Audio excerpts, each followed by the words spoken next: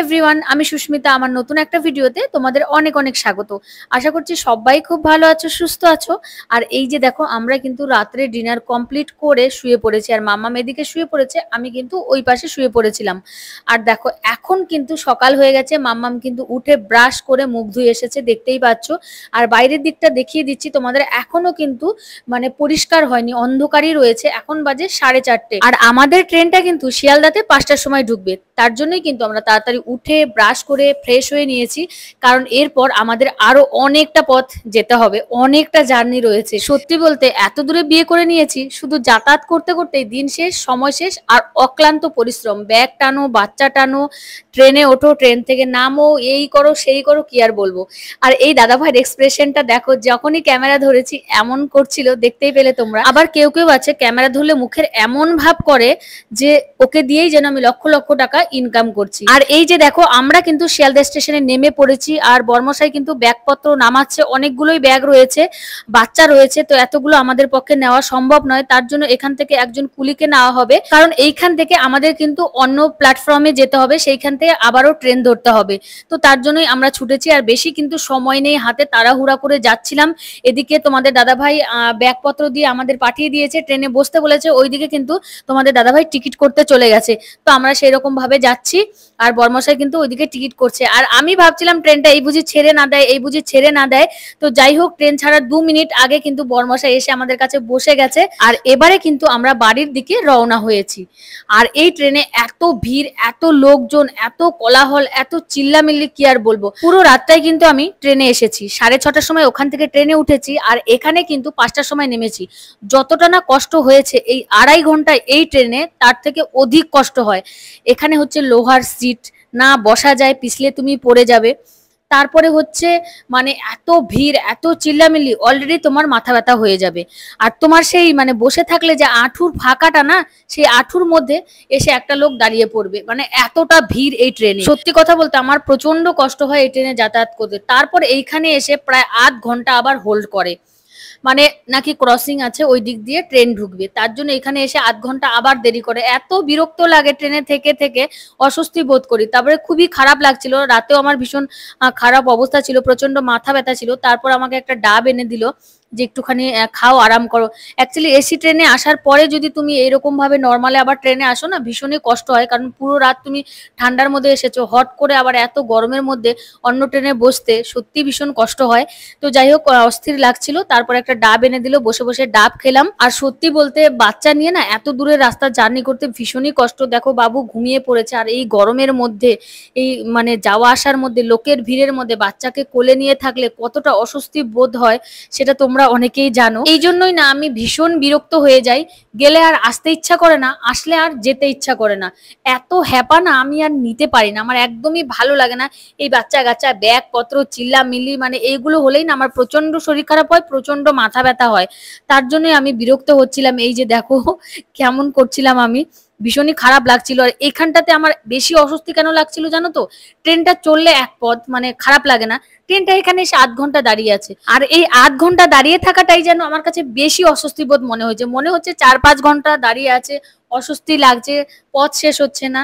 তো যাই হোক, আমরা কিন্তু দেখো ট্রেন থেকে নেমে পড়েছি, আর নেমে পড়ার পরে একটা মিষ্টির দোকানে চলে এসেছি। তোমাদের দাদাভাই মিষ্টি নিচ্ছে, বেশ আনন্দ লাগছে। অনেকদিন পর বাড়িতে যাচ্ছি, মানে আমি অনেকদিন পরে যাচ্ছি।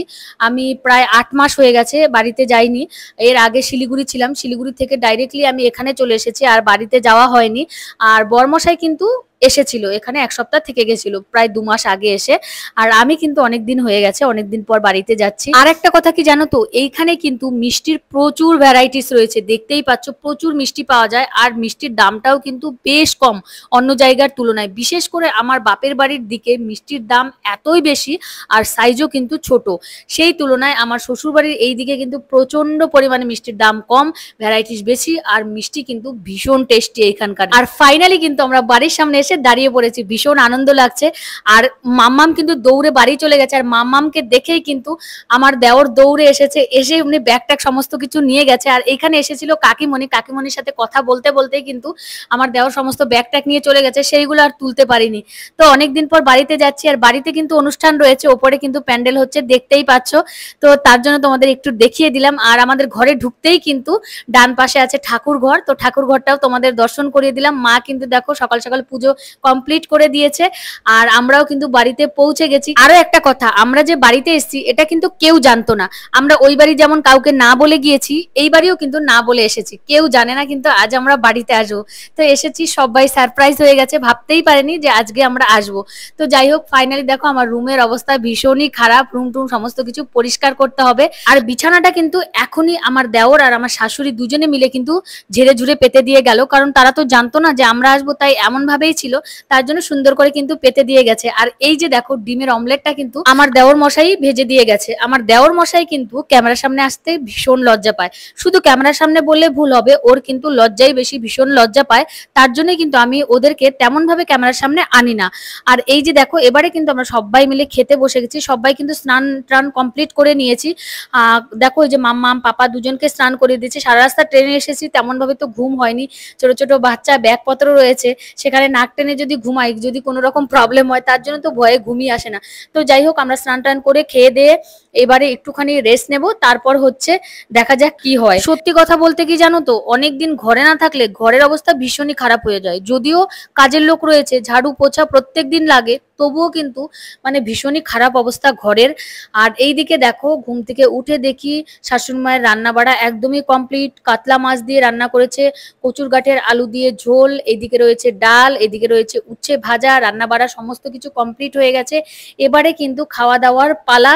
খেয়ে দিয়ে একটুখানি রেস্ট নেব, রেস্ট নিয়ে লেগে পড়বো ঘরদোর গোছানো, ঘরদোর মোছা, সমস্ত কিছু করতে হবে। সত্যি কথা বলতে আমরা কিন্তু একদমই কয়েকটা দিনের জন্য এসেছি বাড়িতে অনুষ্ঠান বলে, তাই ভাবছিলাম ব্যাগের জিনিসগুলো বার করে আলনায় রাখবো কি রাখবো না, কারণ আলনায় রাখার আগে আবার ব্যাগে ঢোকানোর জন্য ব্যস্ত হতে হবে। আর এই যে দেখো এটা হচ্ছে আমার সেজো কাকিমণি, আমাদের সাথে দেখা করতে এসেছে। অনেকদিন পরে আসলে সবাই দেখা করতে আসে, ভীষণ ভালো লাগে। আর এটা হচ্ছে সেজো কাকিমণির নাতি। আর মা দেখো বিকেল বেলায় করেছে একটুখানি ঘুগনি, আর মা কিন্তু ভীষণ ভালো ঘুগনি করে, তো ভাবলাম একটু বসে বসে খাই। আর এখানে কিন্তু বাবুর ভীষণ বড় একটা বিপদ হয়ে গেছে, ওর মাথা কিন্তু একটুর জন্য ফেটে যেত এখানে এসে। খুব বড় বাচ্চা বেঁচেছে আমার ছেলেটা, দেখো কপাল ফুলে কি অবস্থা হয়েছে, মানে দৌড়ে এসে দরজার সাথে গুঁতো খেয়েছে। অ্যাকচুয়ালি ওর পায়ে না স্লিপ করে গেছে, দৌড়াদৌড়ি করছিল, তো এখানে অনেক বড় জায়গা রয়েছে বারান্দাতে, তো একটু দৌড়াদৌড়ি করতে গিয়ে স্লিপ করে তার মাথা দরজার মানে যে চৌকাট আছে চৌকাটে এসে লেগেছে। চৌকাটের যদি কোনাটায় লাগতো তাহলে কিন্তু একদম মাথা ফেটে দুভাগ হয়ে যেত। তো যাই হোক, ঈশ্বর বাঁচিয়েছে, ঈশ্বর ভালো রেখেছে, গোপুসোনা আছে, তার জন্য আমার এই গোপুসোনা সবসময় ভালো থাকে। আর এই দেখো বাবা কিন্তু আমাদের জন্য চা বানিয়ে নিয়ে এসেছে, এই যে শ্বশুর মশাই কিন্তু ভীষণ ভালো চা বানায়। আর এই যে দেখো বানিয়ে নিয়ে এসেছে। আর সোনা বাবা ওর দাদুকে বারবার বলছিল, দাদা দেখো আমার এখানে কি হয়েছে, দাদা দেখো আমার এখানে কি হয়েছে, তাই বাবা হচ্ছে ওর মাথাটা দেখছিল। আর বাবা হচ্ছে জানে না যে ওর এরকম হয়েছে, দেখে বলছে কি হয়েছে, কি করে হলো, কেন এরকম হলো। তো সমস্ত কিছু বাবাকে বললাম। তো যাই হোক, সবাই ভালো থেকো, সুস্থ থেকো, সকলকে অনেক অনেক ধন্যবাদ আমার ভিডিও দেখার জন্য। বাই।